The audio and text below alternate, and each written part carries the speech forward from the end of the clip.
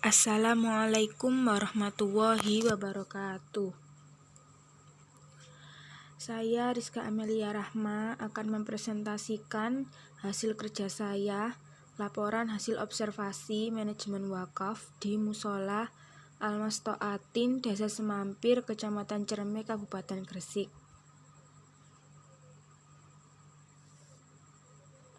Mengenal lebih dekat Musola Al-Mastaatin. Musola Al-Mastaatin ini didirikan pada tanggal 30 Desember 2017. Musola ini diberi nama Al-Mastaatin karena pendiri musola adalah Ibu Haja Mastaatin.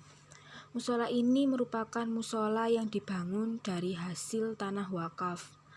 Pengurus musola Al-Mastaatin ini dibentuk pasca musola tersebut didirikan. Musola ini dibangun selama kurun waktu 1 tahun. Musola dibangun sejak bulan Januari 2017. Pembangunan musola ini dilakukan secara langsung dan tidak bertahap. Musola ini dibangun oleh pemberi wakaf tanpa melibatkan pemberian dana lain. Pembangunan musola ini menghabiskan dana sekitar 1 miliar. Selanjutnya, musola ini memiliki luas sekitar 27 meter persegi. Tanah dan bangunan murni diwakafkan. Musola Al-Mastaatin ini terletak di Desa Semampir, RT 3 RW 1 Kecamatan Cerme, Kabupaten Gresik. Pengurus musola awalnya berencana untuk membangun pagar musola dan kanopi, namun hal tersebut terhambat oleh kurangnya dana. Jika nantinya dana yang dibutuhkan sudah terkumpul, maka pengurus musola berniat untuk merealisasikan rencana tersebut. 4 poin observasi, yaitu yang pertama, legalitas, yang kedua, pengelolaan wakaf, yang ketiga, optimalisasi potensi, dan yang terakhir yaitu rencana penyelesaian masalah yang sudah teridentifikasi. Poin pertama yaitu legalitas.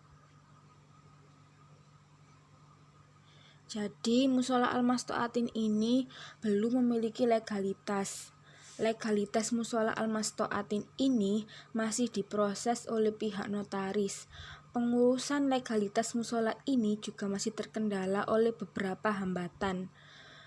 Nah, hambatan-hambatan terkait legalitas tersebut yaitu kurangnya dana yang semakin besar per tahunnya dan adanya kondisi COVID menjadikan pengurusan legalitas ini dirubah menjadi sistem online sehingga pengaju legalitas merasa kesulitan dalam mengajukan.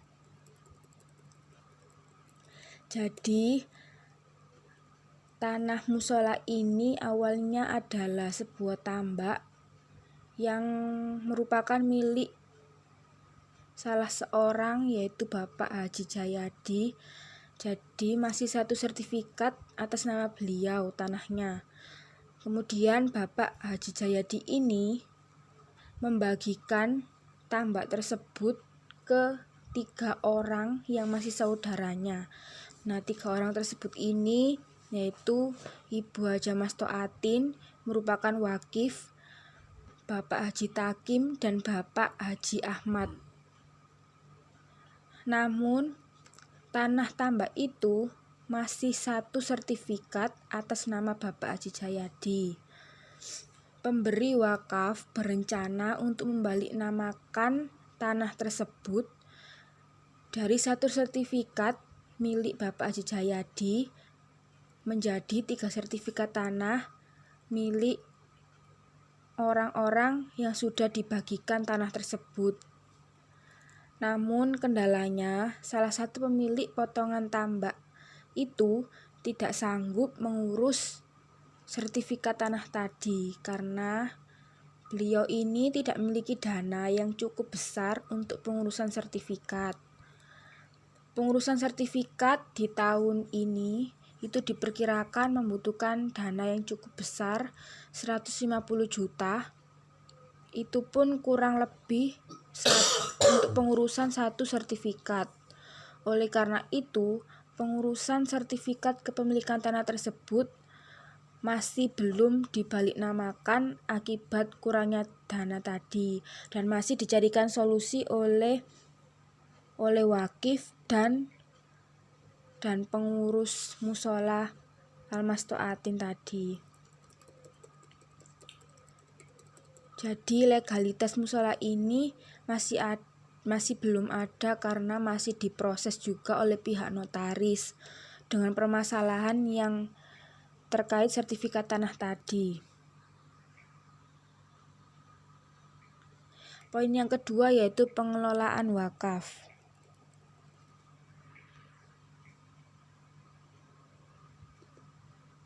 Pemberi wakaf bernama Ibu Hajah Masto'atin dan Bapak Haji Kusnar.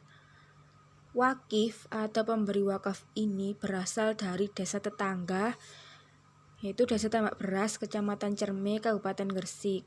Sedangkan penerima wakaf ini atau nazir bernama Bapak Muhammad Ervan yang merupakan warga sekitar musola sekaligus yang dijadikan takmir musola yang juga diamanai oleh wakif untuk mengelola wakaf.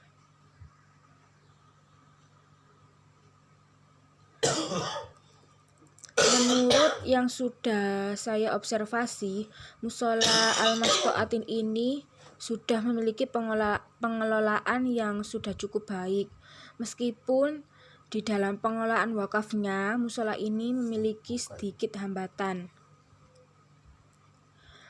Musola ini memiliki hambatan dalam perencanaan pengelolaannya. Hambatan dan masalah utama musola ini adalah minimnya dana. Contoh beberapa masalah terkait fasilitas musola seperti masuknya air hujan ke musola akibat tidak adanya kanopi dan permasalahan yang lainnya. Ketua pengurus musola ini, Bapak Ervan, sudah mencoba untuk mengajukan proposal pengajuan dana kepada DPRD Gresik tahun lalu, yang dananya itu diperkirakan sudah akan cair di bulan Desember 2020 kemarin. Namun, hal itu terhambat oleh adanya pilkada Desember 2020 lalu. Jadi dana itu rencananya planning kedepannya itu digunakan untuk membangun pagar dan kanopi musola karena masuknya air hujan tadi yang menimbulkan banyak permasalahan di musola. Jadi pihak pengurus masih menunggu pencairan dana tersebut hingga saat ini.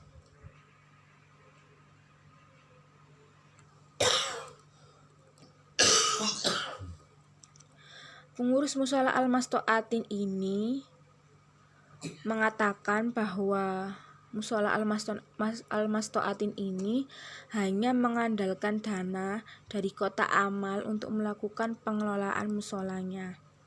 Dana kotak amal ini lebih digunakan untuk membeli perabotan musola dan untuk kegiatan yang lainnya. Sekarang pihak pengurus juga akan berencana untuk mengajukan proposal lagi ke pemerintah. Jika dana yang dibutuhkan sudah benar-benar cair dan sudah cukup terkumpul nantinya, maka pembangunan kanopi dan pagar nantinya akan segera dilakukan secara bertahap.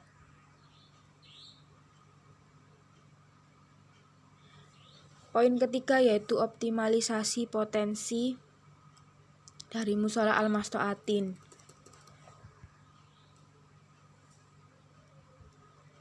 Selain untuk beribadah, musola ini juga digunakan untuk kegiatan lain seperti dibaan, atmil Quran, mengaji, tahlilan kampung, dan pengajian kecil-kecilan yang biasa dilakukan sekampung. Karena musola ini terletak di sebuah desa yang dimana itu adalah sebuah perkampungan. Setiap minggu juga diadakan kegiatan kerja bakti oleh warga masyarakat sekitar. Musola ini memiliki halaman yang cukup luas. Halaman ini juga biasa digunakan untuk mengadakan bazar makanan setiap 2 minggu sekali. Jadi bazar ini itu diadakan oleh para remaja di sekitar musola. Bazar ini tujuannya itu di planning untuk mengembangkan dana yang ada di musola, agar dananya itu terus berkembang dan bisa mencapai planning-planning yang belum terrealisasikan. Hal itu dilakukan agar dana rencana pengelolaan musola bisa banyak bertambah maju dan bisa terrealisasikan ke depannya. Poin keempat yaitu rencana penyelesaian masalah yang teridentifikasi. Pokok permasalahan utama yang sudah teridentifikasi adalah kurangnya dana untuk mengelola musola, kurangnya dana untuk memproses legalitas, dan juga kurangnya dana untuk membalikkan namakan sertifikat kepemilikan tanah dari 1 sertifikat milik 1 orang menjadi 3 sertifikat karena tanahnya tadi itu dibagi ke 3 orang. Saya dan ketua pengurus musola juga sudah bertukar pendapat terkait solusi penyelesaiannya masalah tersebut. Beberapa rencana penyelesaian masalah juga sudah kami rencanakan dan sampaikan, yaitu ada baiknya juga ketua pengurus musola ini akan mengajukan beberapa proposal pengajuan dana lagi kepada pemerintah agar dananya segera diproses dan dicairkan untuk merealisasikan planning-planning yang sudah disusun oleh pengurus dan wakif. Ketua pengurus ini juga akan berusaha dan tetap menagih pencairan dana yang sudah diajukan ke DPRD Gresik tahun lalu yang tertunda itu, dan bisa secepatnya dirembuk lagi bersama 3 orang yang menerima pembagian tanah tadi dari 1 orang Bapak Jayadi terkait rencana pengurusan sertifikat kepemilikan tanah itu.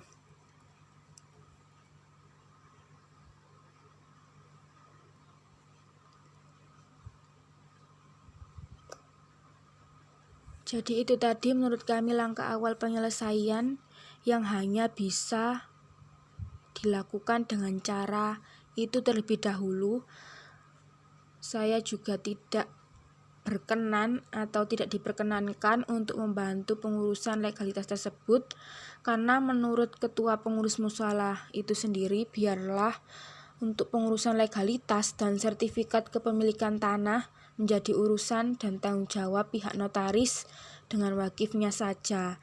Jadi kami ambil baiknya saja dan mudahnya saja. Saya dan pengurus hanya bisa merekomendasikan, menyarankan, dan bertukar pendapat terkait saran-saran rencana penyelesaian tadi. Sekian presentasi laporan hasil observasi dari saya terkait manajemen wakaf di Musola Al-Mastoatin, Desa Semampir, Kecamatan Cerme, Kabupaten Gresik. Jika ada kurangnya atau salah kata, saya minta maaf. Wassalamualaikum warahmatullahi wabarakatuh.